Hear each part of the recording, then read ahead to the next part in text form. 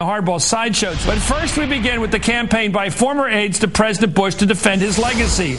Ari Fleisher was the White House. Ari, what a smiling face to have back on our show. Thank you, sir. Thank you, what Chris. brings you back? Is this the return from Elba? Is this the 100 days of Napoleon's return from Crawford? What is going on with this network of former Bushies, current Bushies, I should say, singing the old song?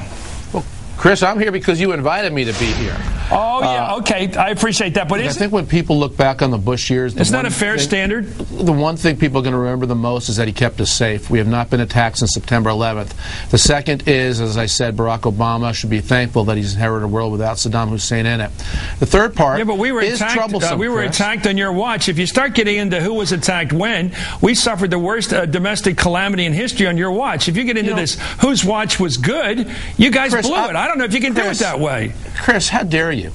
How can you say get attacked, Chris? If we get attacked again, if we get attacked again, are you going to say we got attacked on Barack Obama's watch? We got attacked by terrorists. I'm using the word the way you're using it. You're saying what you just did is shameful. I'm not saying anything. Don't say I'm being shameful here.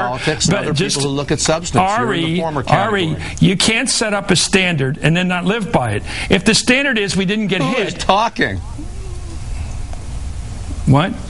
Who's talking? If you set up a standard, you can't and not live by it, Chris Matthews. Yeah. You know, Chris, I don't recall you saying that James Carville, Paul Begala, those people shouldn't be on the air defending their boss. But here you are questioning why people like me would be out there saying things about my boss. Because it's not a slam dunk, Chris. There are two sides to every issue. Fair enough. Fair enough. Chris, first of all, it wasn't warned directly. It was one of those vague warnings about Al Qaeda wants to attack in the United States. Inside the United States.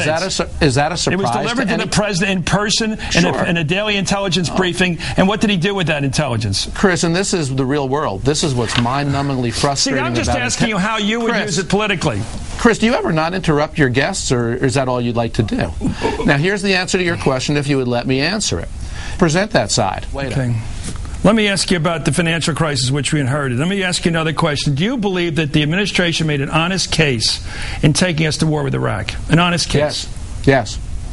Even though you corrected the record afterwards and said that they made a dishonest argument that we faced a nuclear threat. Chris, how disingenuous are you? You can just roll back the tape from this interview. Chris, I said we were wrong. I didn't say we were dishonest. Dishonest is your word, Chris Matthews.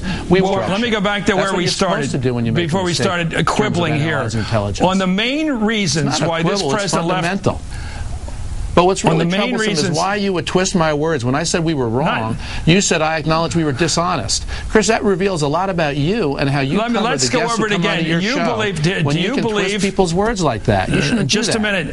Thanks for the correction. Now we face Ahmadinejad in Iran with no buffer in the region, no threat to his power, no counterpower to him. He's all alone over there as a main threat to our country and to other countries in the region because we removed the only check on his power, which was Saddam Hussein. That's the argument. Ari, Chris, the issue was, and I believe this still today, and of course you and I disagree with it, but after September 11th, having been hit once, how could we take a chance that Saddam might not strike again? And that's the threat that has been removed, and I think we're all safer with that threat being removed. And I am glad that we no longer have an administration that uses that kind of argument. Thank you very much, Ari Fleisher. And the American people are happier, too.